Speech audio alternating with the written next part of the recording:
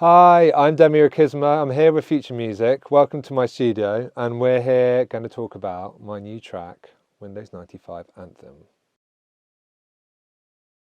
How did I get into music? It pretty much started when I moved to Bristol when I was 18. I started going out a lot and listening to a lot of other types of music that I wasn't really familiar with. And that led to me getting to DJing actually shortly after I got glandular fever, and spent a lot of my first year, to be honest, lying down and not having a lot of energy, but I had a little bit of student loan money. So I bought some decks and some vinyls, got into music mixing, and then bought a copy of Reason 3, got into production, really enjoyed the kind of the sampling elements in there. And I just really wanted to explore it more. I was really loving it. I was really into drum and bass at the time. And I joined Access to Music, and I think Danny Bird was my tutor for a couple of lessons as well. And it kind of started there, really. So I started out using Reason because, I don't know, I think my friend had a copy and we used it, and I enjoyed it. And then at Access to Music, they actually learnt with Reason. This was like before Ableton was the thing. I think Ableton was like, it was the way of playing music out live. That was their thing then. It wasn't actually a huge music making tool then. So it was actually all kind of Reason. And then obviously Logic was the superior one, which is what I developed to in the second and third year at this university. And obviously Logic was just so much easier. It was so much easier to the point that I don't understand why they actually were teaching with Reason. And Reason, you actually had to like flip the whole thing over and like wire it and patch it, and it seemed like way more complicated than it needed to be. But some of the synths there are really good. They were really good in there, so it was a good learning experience. But yeah, I'm on Logic now, and I've always have been, but I probably should learn Ableton.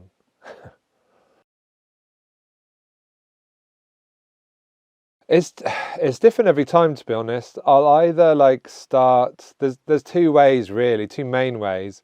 I'll start from some kind of a sample, something, a new sample pack, or something I've heard, or something I've ripped off an old vinyl, and I'll put it out there and I'll build something around it. And 9 out of 10 times that original loop might just not actually be in the track, but it was the thing that started the initial concept of the track. But sometimes it stays in. The other way is I'll just come in here and, depending on my mood, I'll probably just turn everything on and just have a little play and go through some presets and go through some different sounds and see what works really. This one here, the Novation Bass Station, they have VST versions of it, but they're not as good, obviously. And this is, it sounds kind of like 3 bass synths in one. It's super cheap. It's less than £400, and I pretty much use it in every track. And it sounds even better when you put it into the mixer first and EQ it there first, because sometimes the sub bass is lacking a little bit on some of the cooler sounds that kind of cut through like 200 hertz. But if you give it a little boost on the bass, then it sounds great. The latest edition is, I mean, to be honest, it's like stuff I've acquired. So I share with a friend called Louis, Manuel Dakar, who's also on my label, Semi Delicious. He brought this in. From the looks of things, it's from an old college, but it's a Casio CZ3000. It's got some really great brassy sounds. The string sounds on it are amazing. It's kind of just got banks of different sounds through a very old-fashioned way of programming of the sounds. And I've actually used it in the latest track, Windows 95 Anthem. And then also this, always people ask me what this is actually an M1 rack unit. So instead of the massive M1, which takes up loads of space, this is just a rack version. You can just put it through the sound card and play it through a MIDI keyboard, and it's great. And it's got all the classic sounds, really. You can't be too creative with it, but these are the two, like my latest additions are actually the older stuff, which I actually quite enjoy playing with. And they've just got some of those key sounds, they're kind of like textural sounds that really add different kind of depth to a track sometimes. So yeah, but apart from that, this synth here, the Prologue, this was like my treat to myself at the beginning of COVID, because I knew it was going to be going on for a while, so I thought I would get one of these, and I spent 8 hours a day just sitting on it, learning it, playing around with it, coming up with ideas with it, making dance tracks, making kind of soundscapes with it. I actually really love this synth a lot, to be honest. And it's 8-key polyphonic, and it's half analog, half digital, so you can kind of mix the two together, which is quite nice.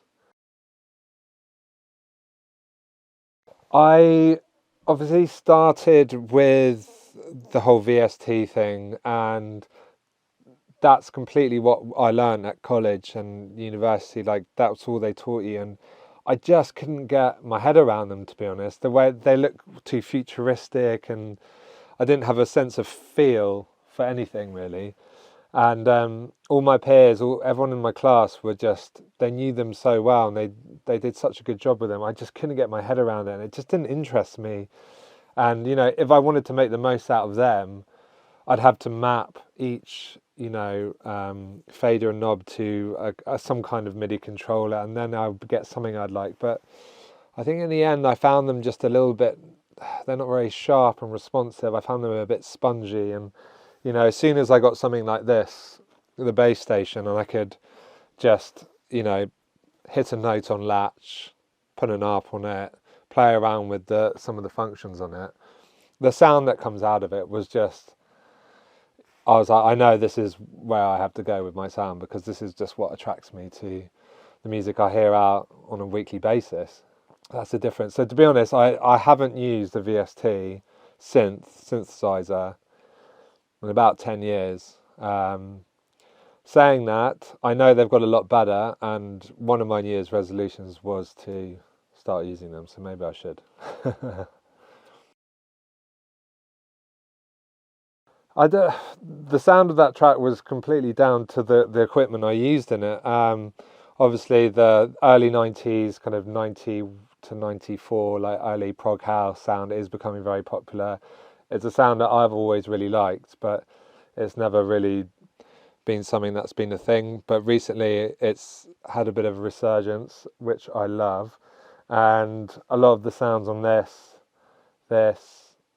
and even the M1 and some of the presets on there, they really resonate with that sound and that time era, which I love. And that's kind of how the track came together, really. The only thing I wanted to do with this track is keep it as simple as possible, because I feel a lot of music I'm hearing, and is, you know, even music I'm putting out, it can be quite complicated in terms of the layering and everything that is going on in the project. I wanted to keep this super simple. You know, some of the best tracks are 5 key elements that are working really well together at the same time, but no more than 5. And, you know, if we look at the project, the whole channel, there's only about 30 channels across the whole project max. So it was all about executing each sound and making the most of each one in its best form. I played on a Prophet recently in a studio in Bali, and I really like that, and I would love one of those. It's just got a great sound to it, and, you know, bass, mid-range. I would love one of them for sure. Also played with a Juno X, which was quite an interesting. It's quite an interesting synth, because it's kind of a mixture of all the older Juno synths, the 106, and all those sounds. But it's all in one. But it's digital. But it's yeah, that looks like quite a fun one. Had a little play on that. But yeah, maybe another drum machine. I use this RD6, which is basically Bringer's version of a 606, which is good for just whipping out some top-end loop grooves, because they sound good. Sometimes they can be a bit sharp, so I kind of modulate them out a bit with some chorus or something like that. But yeah.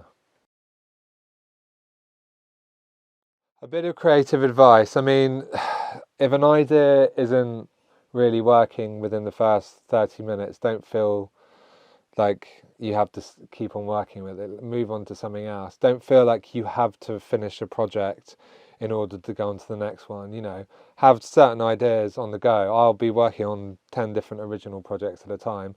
If I really want to finish this one project, sometimes I have to finish the other 5 to get this one finished.